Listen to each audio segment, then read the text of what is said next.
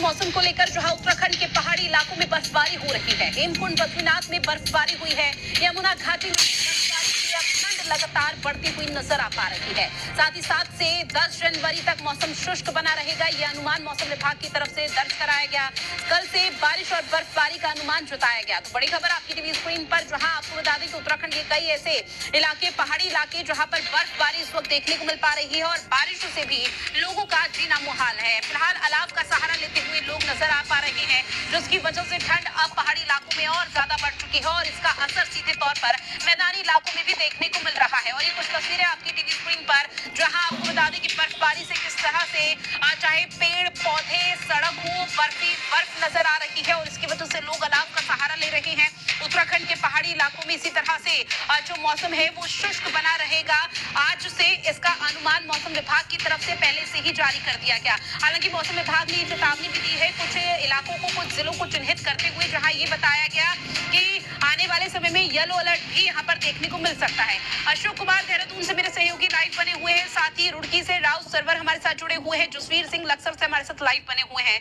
सबसे पहले अशोक, आपका रुख करते हुए, पहाड़ी इलाकों में बर्फबारी हो रही है, हिमपात की तस्वीरें सामने आ रही है, उसका असर मैदानी इलाकों या देहरादून में कैसे पड़ रहा है?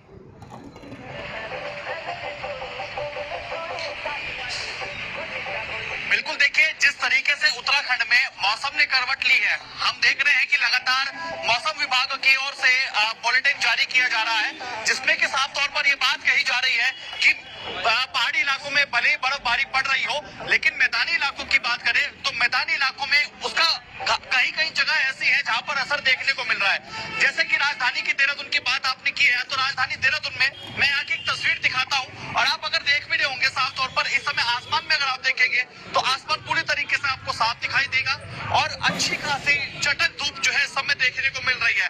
हालांकि देहरादून में काफी बड़ा एरिया है, राजधानी है, लेकिन अगर हम देहरादून के डोईवाला साइड जाएंगे या फिर सेला कोई विकास नगर की तरफ अगर जाते हैं तो वहां पर जो धूप है वो कम दिखाई देती है, कोहरा ज्यादातर दिखाई दे रहा है। सुबह की बात करें तो सुबह के समय पर अच्छा खासा कोहरा राजधानी में देखने को मिल रहा है। करीब 11 बजे के बाद जो है धूप खिलती है, लेकिन जब 11 बजे के बाद धूप खिलती है और तो अच्छी खासी चटक धूप देखने को मिलती है। और अभी जिस तरीके से मौसम विभाग की ओर से फोरकास्ट जारी किया गया है, उसमें ये बात कही गई है कि 4 दिन तक मौसम पूरी तरीके से अभी शुष्क रहने वाला है। पहाड़ों में बर्फबारी जरूर देखने को मिलेगी, भारी बारिश भी देखने को मिलेगी, लेकिन मैदानी इलाकों में 11 तारीख से बारिश की संभावना मौसम विभाग की ओर से जताई गई है।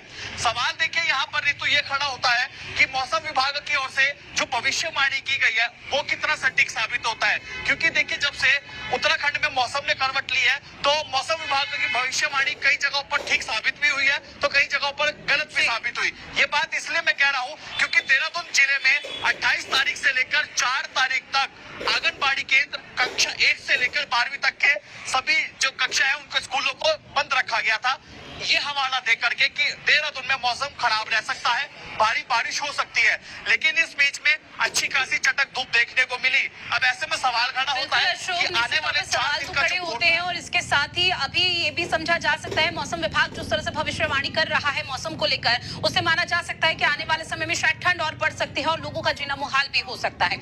रुड़की का रुख करेंगे, राउत सरवर मेरे सहयोगी हमारे साथ लगातार जुड़े हुए हैं। राउत सरवर, फिलहाल रुड़की से क्या तस्वीरें मौसम को लेकर सामने आ पा रही है और लोग इस कपकपाती ठंड से बचने के लिए किस तरह से अलाव का सहारा ले रहे हैं? जिस तरीके से पहाड़ों में लगातार बर्फबारी हो रही है उसका हर तौर पर जो है मैदानी इलाकों में देखने के लिए मिला है।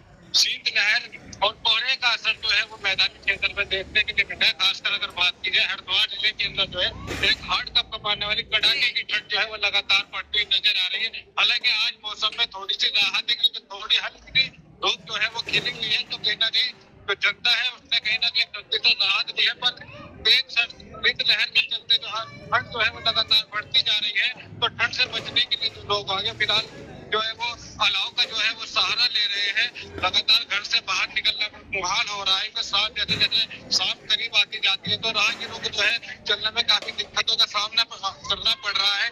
कोहरे की वजह से जो है सड़क दुर्घटनाएं भी लगातार सामने देखने के लिए मिल रही है।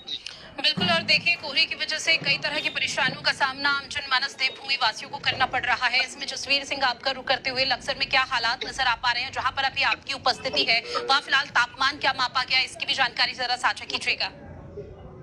देखिए, आज थोड़ा रात इसलिए भी है चूंकि सवेरे हल्का कोहरा था, उसके बाद भी चटक धूप खिली, लेकिन बादलों का डेरा अभी भी घूम रहा है। नहीं, बादल जो है कई बार पुल के साथ आंख बिचौली करते दिख रहे हैं। कई ऐसे इलाके जैसे खानपुर और उसके आसपास का मंगलोर का जो इलाका है, वहाँ कहीं ना कहीं ज्यादा कोहरे का असर दिखाई दिया था। अब थोड़ा धूप निकली है और एक दिन पहले की मैं बात करूँ तो एक दिन पहले चटक धूप निकली थी तो लोगों ने रात की सांस ली थी। लेकिन सबसे बड़ी दिक्कत हो रही है जो ठंडी हवाएं पहाड़ों की ओर से चल के जो यानी बर्फ भुली जो हवाएं चल रही है, वो कहीं ना कहीं हड्डी कपक देने वाली ठंड पैदा कर रही है। यानी अलाव पे बैठे लोग भी यानी धूप में भी, हल्की धूप में भी वो सेकने का काम किया जा रहा। तो ये कहा जा सकता है कि अभी भी ठंड से पूरी तरह से राहत नहीं मिली है। तो कहीं ना कहीं मैदानी इलाके के जो लोग हैं वो परेशानी महसूस कर रहे हैं और ये परेशानी भी और बढ़ सकती है। जिस तरह से मौसम विभाग का बुलेटिन आया है तो उसमें साफ तौर पर कहा कि वैसे तो शुष्क रहेगा मौसम, यानी कि अगर पहाड़ों पर बर्फबारी रहेगी देखना बेहद महत्वपूर्ण है कि मौसम विभाग की भविष्यवाणी आगे किस तरह से सही साबित होती हुई नजर आती है। बहरहाल आप तीनों हमारे साथ जुड़े, जानकारी और तस्वीरें साझा की उसके लिए बहुत शुक्रिया आप तीनों का।